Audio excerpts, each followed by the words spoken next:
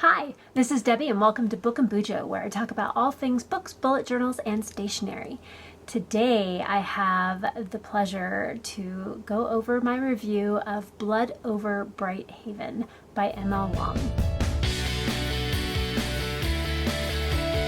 I was so excited. I was provided an ARC for Blood Over Bright Haven by M.L. Wang. It was provided by the author for an honest review, and I cannot wait to give you my review. I was so excited. I was going through my email and I got the email that said I was approved, and so excited to read this. As you probably know, Sword of Kaigen is one of my favorite books. I've read it every year since I got it. So and when I get the hardcover in of Sword of Kaigen from the Kickstarter that I contributed to, I will be reading it for a third time. Such a good book. Yes. One of M.L. Wang's strong points, I think, is characterization, but we'll get to that in a minute. So as I said, I absolutely loved this book and I love this writer. She's an automatic buy for me for anything she writes, especially any of her standalone fantasies, because Blood Over Bright Haven, again, is a standalone fantasy and it delivers. So I didn't think another book could surpass Sword of Kaigen for one of my favorite books, but Blood Over Bright Haven is right up there with it. My attention was captured from the first page, just starting out was so good, but once we hit about that 35% to 40% mark of the book, I did not want to put it down. It's where things really kind of started to happen and just really took off. So the pacing overall throughout the whole book is really good. I think she does a really good job with keeping up with the pacing. But at the beginning, of course, you're just kind of learning who all of the characters are. You're learning the plot, learning the world, learning the magic system, and all of that. So it is just a little bit slower, but it still moves along nicely. But once you hit that 40% mark, it is a page turner and you don't want to put it down. Blood Over Bright Haven hits on some really heavy-hitting themes, like imperialism, colonialism, exploitation. There's racism and bigotry and ambition, social status, and they are done really well and in a very thought-provoking manner. You don't just like skim by, it makes you stop and think. And it's all things that have happened in our world. And the way that she describes how some people and some genders are seen not as people, they are seen as slaves or like nothing more than an animal. So like your sheep or your dog. And it just made my heart ache. Made my heart ache for these people. And she doesn't shy away from the hard topics. That I appreciate that. So there's injustice and inequality. She goes through prejudice. She was really able to capture those strong emotions that these issues bring as well. Like I mentioned before, it also touches on some tough points in our own histories that are somewhat enlightening and makes you question some of your own beliefs, or makes you at least think about it a little bit more, dig a little deeper into what you think about it and how you believe in those situations. So now to the portion that I think is her strong suit, and that is the character development and growth throughout the book. Both books really, Sword of Kaigen as well. So the character development and growth throughout the book, both books really, is one of M.L. Wang's strong suits, is character development. So as a character-driven reader, I love seeing the growth of characters. I will take character over plot, although this also has a strong plot to it. As a character-driven reader, I really appreciate how she grew and developed each of the characters for positive or negative. The mystery and intrigue and magic were there, but what I really loved about Blood Over Brighthaven is the character growth and development, challenging the status quo and long-held beliefs, not being afraid to ask questions or change your mind about something, to look at facts and believe them instead of putting your own spin on them so you don't become uncomfortable.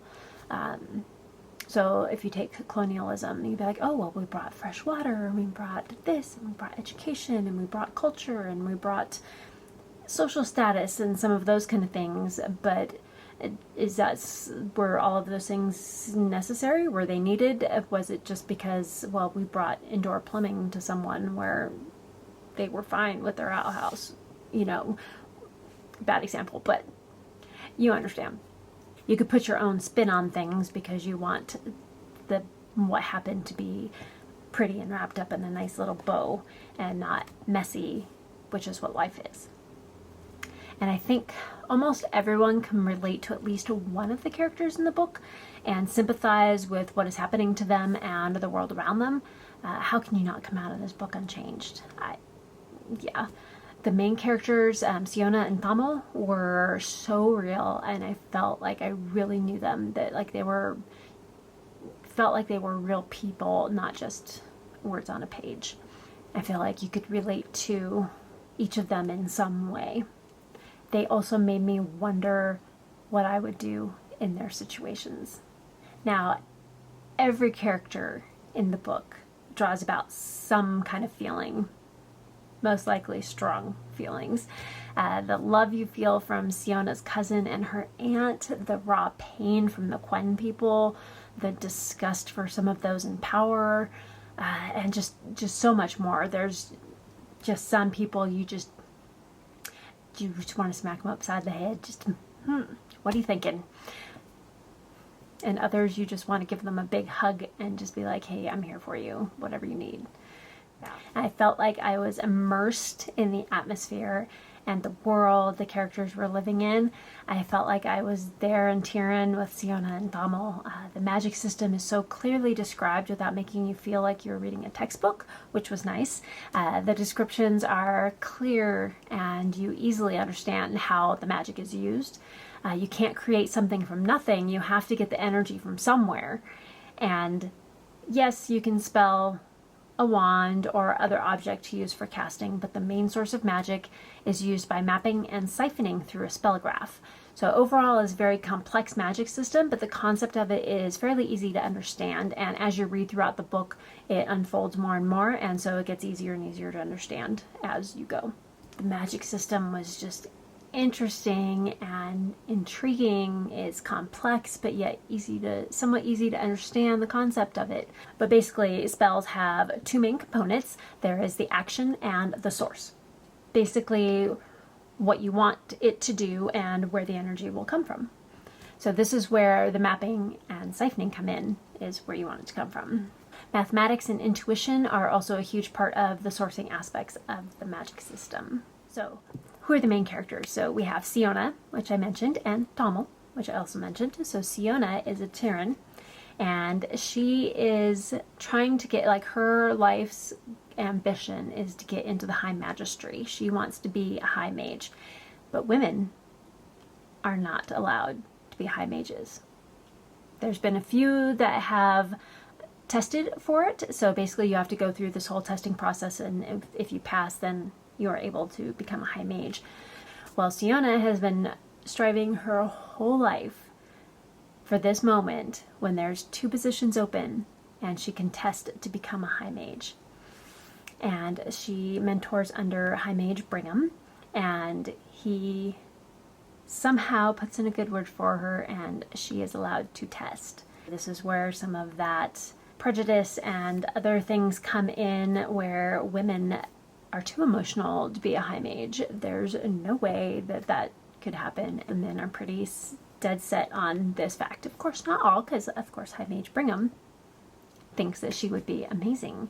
So there we have Siona. She is very ambitious and she is highly driven and wants what she wants, and she is going for it. She has blinders on and sees nothing else but this goal and what she needs to do to achieve it. On the other side we have Tamil. Tamil is one of the Quen people, And the Quen, there is a blight, and in their portion of the world, people are dying from this blight, and they are refugees that are coming into Tyrion, who is in this basically like safety bubble. They have a barrier around the city, and they are free from the blight. So his tribe is coming to Tyrion because they cannot live where they were anymore because of the blight. Thomel and his niece get to Tyrion, and he's a janitor at the High Mage office building. Siona becomes a High Mage. She tests in, and she makes it, she passes. And as a joke, because they don't want women in there, the other High Mages give her the Quen janitor as an assistant, a lab assistant, instead of a qualified lab assistant. So basically she has, you know, if you equate it to like a first grader coming in to be the assistant of someone who just got their doctorate, right? And not that he's not intelligent, he just hasn't been educated in the magic. So she's starting from scratch. But what the Quen are good at is getting things done. And of course the Quen people and the Tyrans have totally different religious beliefs. They have different family values and just differences all over the place. So it's the two of them learning to work together and trying to figure out the magic, how to expand the barrier so the Tyrian people can expand, and just make great strides in magic itself. Like I said earlier, the world building and the atmosphere is so good. You can feel the cold when the Quen people are coming to Tyrion, and there's just snow everywhere, the lake is iced over. You could just feel what was happening for them. You could see and smell the city smells and sights as Siona is walking down and things are being described about the world around you. It was so great. The plot was really good, figuring out this magic system, how Tyrans can expand and grow and bring more efficiency and benefits to life itself. The ending, just chef's kiss for that ending. Whether it's the ending I may have wanted, I was hoping for, I was predicting, doesn't matter. It was the right ending for the book, in my opinion. So to somewhat sum up, every word on the page was well thought out and used purposefully to tell the story and create the atmosphere of this world. The plot and storyline were built piece by piece to create a cohesive story that just flowed so well and came together and just made you feel like it was actually happening. And I have to say, this is dark academia done right. So if you like Babel or Full Metal Alchemist, I think you will enjoy Blood Over Brighthaven. If you liked the Atlas 6, I think you would enjoy this one as well. There's enough of that elemental complexity and stuff in it, I think, that it compares a little bit. It ticks all of the dark academia boxes. And if I know some of the reviews for Babel are a little mixed, so I think Babel. I want to say Babel, I think it's Babel. So I think for those of you who thought Babel was good, but not quite what you wanted, like it was missing some element or something, I think Blood Over Brighthaven will tick that box for you. I cannot say enough good things about Blood Over Brighthaven. Highly recommend. Absolute 5-star read for me. This is definitely one I would reread again. It was so good. Like, I can't wait for a hardcover to come out. If she has a Kickstarter for this, I am most definitely getting it. Yeah, absolutely get this book and read Sword of Kaigen as well. Such a great author for standalone fantasies. I mean, I love series, don't get me wrong, but sometimes, and just a nice standalone high fantasy, it's just what you're looking for at the time. And I would recommend Sword of Kaigen and Blood Over Brighthaven by Emma Wang. every day, any day. So head on over and pick up a copy of Blood Over Brighthaven with any of the book vendors that you like to frequent, and give it a read. It comes out July 25th, so it's almost here. Grab a copy and enjoy the ride. And until next time, keep reading. Bye.